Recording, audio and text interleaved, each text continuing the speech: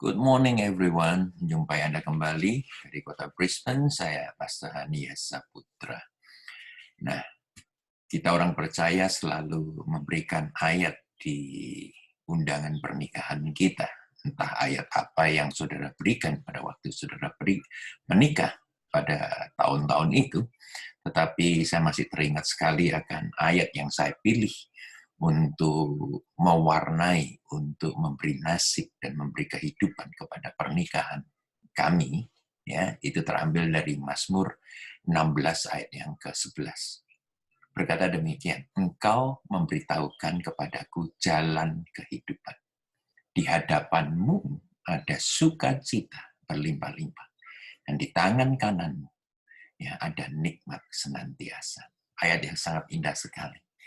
Ya, itu saya pilih, istri saya sudah setuju dengan pernikahan kita 31 tahun yang lalu. Kami menikah dan sampai hari ini kami dikaruniakan istilahnya bukan saja umur yang panjang, tetapi juga kenikmatan yang bisa kami miliki, kenikmatan yang kami bisa jalani dari hari demi hari. Pemberian firman Tuhan pada setiap pernikahan itu penting sekali diucapkan dan dihidupi, saudara. Ya. Nah, bicara tentang Mazmur 16 ayat yang ke-11 ini, dikatakan ya, bahwa Tuhan memberikan jalan kehidupan kepada kita. Nah, tergantung pada kita, tergantung pada saudara juga. Apa yang saudara akan ambil, apa yang saudara akan pilih kalau sudah disediakan. Bukankah dengan keputusan kita akan mengambil apa yang sudah disediakan atau menolak yang sudah disediakan. Yang jelas Tuhan menyediakan, memberikan kado utama pada pernikahan kita, yaitu jalan kehidupan. Pilihlah itu. Kemudian dikatakan bahwa di hadapan Tuhan itu ada sukacita yang berlimpah-limpah. Ya, beda sekali dengan kebahagiaan di mana sejoli biasanya masuk dalam bahtera rumah tangga, mereka selalu mengimpikan kebahagiaan ini. Kebahagiaan adalah kerja keras dan kerjasama dari pasangan suami istri. Tetapi yang jelas kalau tidak ada sukacita di tengah-tengah mereka, di dalam hati mereka, bagaimana mungkin kebahagiaan akan menyapa pernikahan mereka. Jadi sukacita jauh lebih penting daripada kebahagiaan. Kemudian yang ketiga dikatakan bahwa di tangan kanan Tuhan ada kenikmatan senantiasa. Nikmat, saudara. Ya, nikmat itu istilahnya kita bisa taste, ya, kita bisa rasakan. Apakah pernikahan saudara itu pernikahan saya selama 31 tahun, ya, apakah saudara lebih banyak menikmati manisnya atau pahitnya? Ini penting sekali untuk setiap kehidupan manusia, sebab manusia itu jarang sekali bisa menikmati apa yang Tuhan sudah berikan. Di Amsal 30 ini, kalau boleh saya katakan, ini merupakan satu pecundang ya, bagi kehidupan manusia, seluruh umat manusia. Amsal 30 ini berkata tentang ada 4 hal yang tidak pernah berkata puas. 4 hal yang tidak pernah berkata puas. Yang pertama, dunia orang mati. Yang kedua, rahim yang mandul. Yang ketiga, bumi yang tidak pernah puas dengan air. Makanya banjir di mana-mana. Kemudian yang keempat adalah api yang tidak pernah berkata, cukup. Kalau saudara lihat berapa tahun lalu, ya, Australia diwarnai dengan merah, saudara. Api yang membara. Hutan-hutan terbakar di mana-mana. Nah, ini jelas sekali bahwa kalau firman Tuhan katakan bahwa ini 4 hal yang tidak pernah berkata, cukup. Dunia orang mati, rahim yang mandul, bumi yang tidak pernah puas dengan air, dan api yang tidak pernah berkata cukup, maka jelas sekali bahwa di dalam kehidupan kita, Anda dan saya, itu banyak kali kita ini merasa tidak puas. Nah, bagaimana caranya kita memperkenankan Tuhan? Bukankah kita ini berjalan ya, di atas muka bumi ini untuk memperkenankan Tuhan? Memperkenankan Tuhan jangan diambil ya secara pemikiran, yaitu hanya melakukan 1 kali 2 kali kehendak Tuhan, kemudian kita berkenan di hadapan Tuhan. Tetapi memperkenankan Tuhan itu merupakan satu gaya hidup. Sekali lagi, gaya hidup.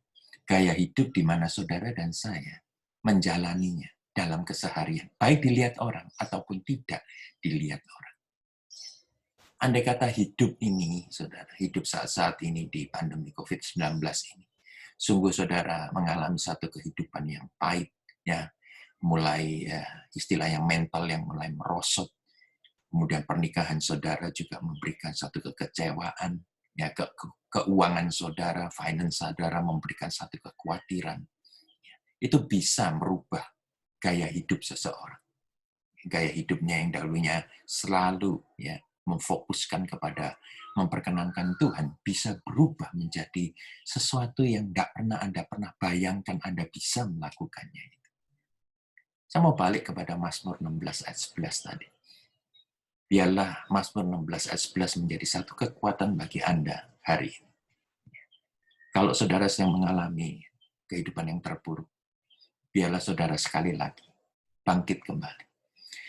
Beberapa saat yang lalu, 2 hari yang lalu saya babysit ya cucu saya, Ben. Ketika saya lihat bersama dengan dia satu episode Sesame Street bicara tentang ilmu, nah, saya dapatkan hikmat ilmu. Dia bicara tentang ya tentang bagaimana andai kata bola itu tidak bisa mental, tidak bisa bouncing. Saudara, saya pikir juga, wow, kalau bola tidak bisa bouncing, tidak ada pertandingan tenis, tidak ada pertandingan sepak bola, tidak ada pertandingan yang namanya bola. Semua bola itu sebenarnya adalah ya bouncing, kecuali bola bowling. Memang diciptakan berat.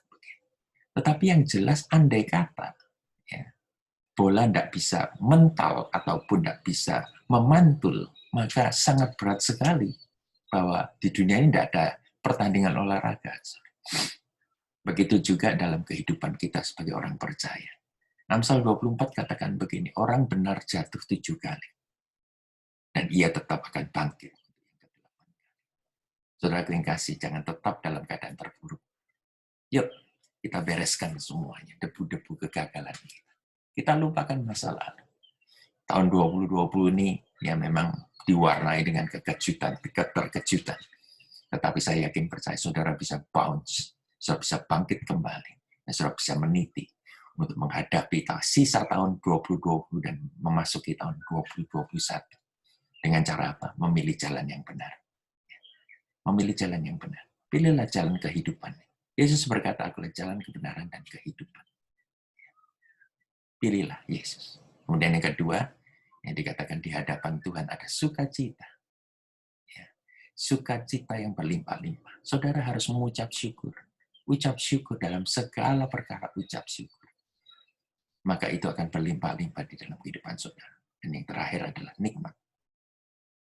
Kenikmatan akan kita bisa dapatkan. Kita pegang, kita rasakan, kita miliki. Luar biasa sekali. Banyak orang kaya tidak bisa menikmati kekayaan mereka. Saudara yang hidup pas-pasan bisa menikmati kekayaan di dalam kehidupan saudara. Karena saudara menikmati apa yang Tuhan sudah berikan kepada saudara. Bagi pasangan suami istri yang sering mencetak ayat, ya istilahnya dulu mencetak ayat, mencari ayat bersama-sama untuk dicetak di kartu undangan. Saya yakin percaya satu hal. Saya berikan tips pernikahan yang sukses, yaitu Amsal 24 ayat 3 dan 4 mengatakan demikian. Dengan hikmat rumah didirikan. Dengan kepandaian itu ditegakkan. Dan dengan pengertian kamar-kamar diisi dengan bermacam-macam harta benda yang berharga dan menarik. Saudara, ya saya yakin percaya 3 hal yang Anda butuhkan dalam hidup ini, 3 hal yang penting untuk mendirikan rumah tangga yang sukses, yaitu hikmat, pengertian, dan pengetahuan. Wisdom, understanding, and knowledge. Maka dikatakan bahwa kalau saudara mengisi semuanya itu, saudara memiliki harta benda yang berharga dan menarik. Bukan mobil Ferrari, bukan mobil Lamborghini, bukan rumah ya yang kerannya emas ya, yang pagernya penuh dengan lapisan listrik dan lain sebagainya. Tetapi saya yakin percaya, harta benda yang menarik, berharga dan menarik itu adalah satu, rasa puas. Kalau saudara miliki segala sesuatu, itu ya dengan rasa puas, maka apapun yang Anda miliki itu menjadi berharga dan menarik. Dan biarlah hari ini Mazmur 16 ayat 11 menjadi motivasi saudara dalam kehidupan membentuk apa saja, kehidupan saudara maupun pernikahan saudara, dan menjadi satu challenge untuk kita masuki tahun-tahun yang lebih baik lagi bersama dengan Tuhan Yesus. Tuhan memberkati saudara.